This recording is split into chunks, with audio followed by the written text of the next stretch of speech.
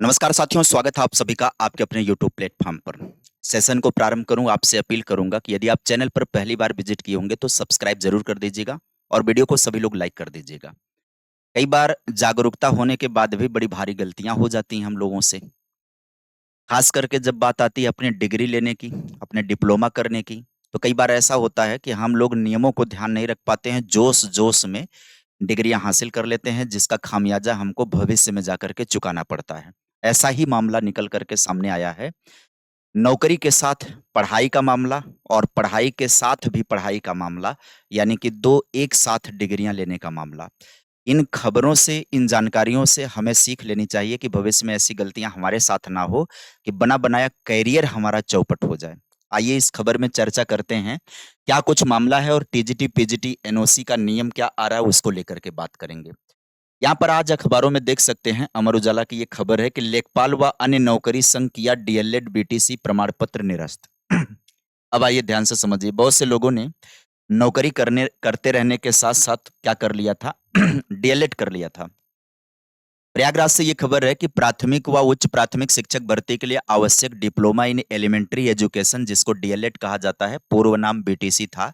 इसके साथ कहीं और रेगुलर पढ़ाई या कोई नौकरी नहीं की जा सकती, लेकिन 6 जिलों में ऐसा किया जाने का मामला सामने आया है। अगर आप डीएलएड कर रहे हैं, तो इसके साथ आप सभी को कहीं और रेगुलर पढ़ाई और नौकरी दोनों नहीं करना चाहिए। जो भी लोग डीएलएड करने के साथ-साथ कोई और कोर्स में रेगुलर एडमिशन लिए हुए हैं, उनको भविष्य में खतरा होगा। हालाँकि ये खतरा तब पता चलेगा जब कोई शिकायत कर दी जाए या विभाग कोई गहन जाँच प्रक्रिया में आ जाए, तब जाकर के ये मामला लीक होगा। ऐसे ही 6 जिलों में ऐसा किए जाने का मामला सामने आ गया, जिन्होंने डीएलएड करते रहने के साथ-साथ या तो कोई और रेगुलर पढ़ाई करी थी या फिर वो नौकरी कर रहे थे। अब ज़ाहिर-सी बात है, डीएलएड प्रशिक्षण है, प्रशिक्षण प्राइवेट तो होगा नहीं, प्रशिक्षण में जाकर के शामिल होना पड़ेगा, वो रेगुलर ही होगा।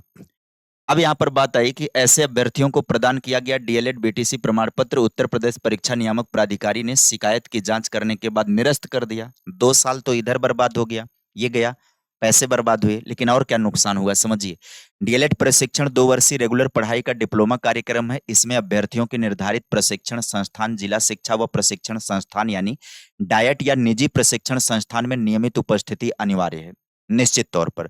चाहे आप 2 वर्षीय रेगुलर पढ़ रहे हैं, चाहे आप डाइट से कर रहे हों, चाहे आप निजी संस्थान से कर रहे हों, आपकी नियमित उपस्थिति ज़रूरी होती है। अब मान लीजिए आजकल बड़ा सेटिंग चल रहा है कि लोग नियमित उपस्थिति नहीं दर्ज कर पाते हैं, जाते नहीं हैं, बैठे-बैठे कहीं से भी कर लेते हैं, लेकिन फिर भी कॉलेज वाले अटेंडेंस फ़िल करते हैं भई, अटेंडेंस में दिखाते हैं कि छात्र उपस्थित है, कागज़ ही पर्याप्त है।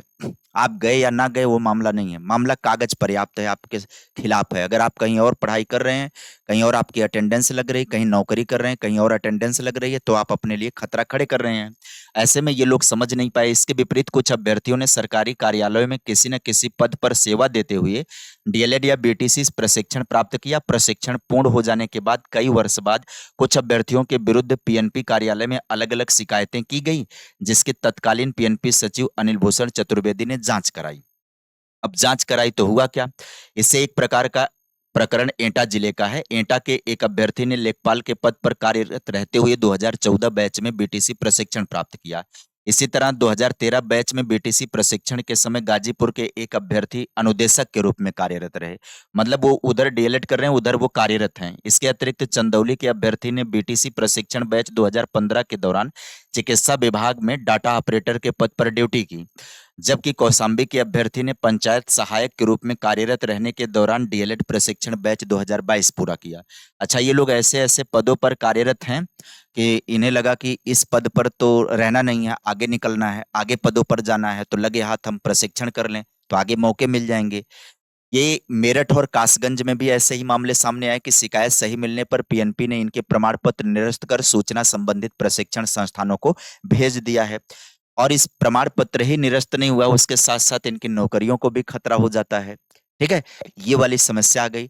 तो ऐसे में अगर किसी के भी दिल-दिमाग में ये खुरापात उठ रही होगी कि भैया हम एक साथ 2 काम कर लेते हैं, तो ये समस्यात्मक हो जाएगा। या जिनका चल रहा हो, मान लो कोई अभी तक अवेयर नहीं है, अभी भी ऐसा कर रहा है कि एक साथ दो जगह की पढ़ाई और दोनों रेगुलर पढ़ाई चल रही है, तब फिर खतरनाक है।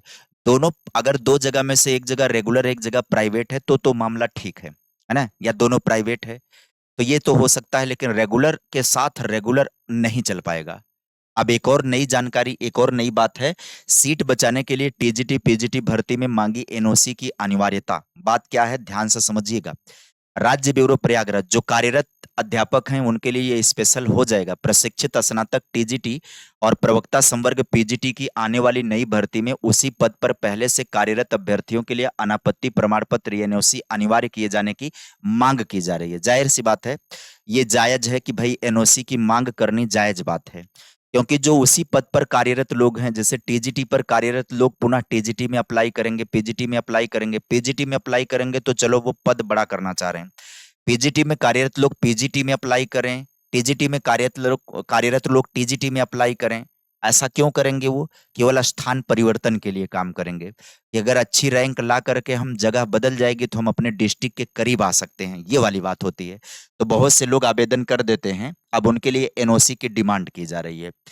मुख्यमंत्री को संबोधित भेजे ज्ञापन में अभ्यर्थियों ने बताया कि इससे एक ही पद पर अभ्यर्थी का पुनः चयन हो जाने पर एक पद खराब हो जाएगा, पुराना वाला। मान लीजिए नए वाले पद पर, मान लीजिए वो पुराने पद पर काम कर रहा है, उसका जिला कहीं और है, जब वो नई वैकेंसी में नया पद पा गया, अपने जिले के इर्द गिर्द पा गया, पड़ोस में आ गया, करीब में आ गया, तो वो इसको छोड़ देगा। ये पुरानी वैकेंसी का है।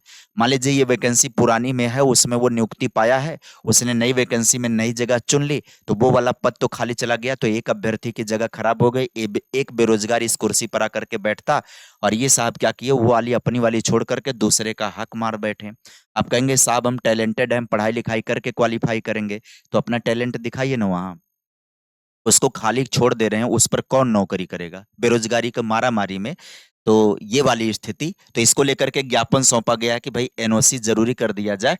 इसके अलावा एडेड जूनियर हाई स्कूल शिक्षक भर्ती विज्ञापन जल्द जारी किए जाने की मांग की गई, क्योंकि 4 वर्ष से अधिक समय से अभ्यर्थी भर्ती करने की प्रतीक्षा कर रहे हैं। ये डिमांड विद्यार्थियों के द्वारा की गई है कि 2021 के बाद टीजीटी पीजीटी और एडेड जूनियर हाई स्कूल शिक्षक भर्ती नहीं आई, जबकि प्रदेश भर के विद्यालयों में काफी संख्या में पद रिक्त पड़े हुए हैं। ठीक है। और ज्ञापन में समस्या उठाई गई कि टीजीटी के पद पर चयनित अभ्यर्थी मनपसंद जिले के चयनित होने की उम्मीद में नए भर्ती विज्ञापन में भी आवेदन परीक्षा में शामिल होते हैं, और मनपसंद जिला मिलने पर वह कार्यभार ग्रहण नहीं करते हैं, जिससे पद नुकसान। ये भी खतरा रहता है, अगर उन्हें मनपसंद जिला नहीं मिला तो अपने पुराने वाले पर कार्यरत रहते हैं, नया वाला वो छोड़ ही देते हैं। तो चाहे वो पुराना वाला छोड़ करके नए वाले पर आए, चाहे वो नए वाले को इग्नोर कर दें, ज्वाइन ही ना करें, तब भी एक पद का नुकसान हो जाता है। एक बेरोजगार का हक मार बैठते हैं ऐसे लोग। तो इनके लिए ज्ञापन सौंपा गया है और ये पहल होनी चाहिए, एनओसी वाली बात होनी चाहिए। ऐसे उसी पद के लिए पुनः आवेदन करते समय विद्यालय से एनओसी को प्राप्त करना अनिवार्य किया जाए। इसके विपरीत यहाँ पर बात की जा रही है कि उच्च पद पीजीटी के लिए आवेदन करने के लिए किसी भी आपत्ति की आवश्यकता नहीं है, और यदि उसी पद के लिए किया जा रहा है तो निश्चित तौर पर आपत्ति मांगी जानी चाहिए, एनओसी मांगी जानी चाहिए डिपार्टमेंट की तरफ से।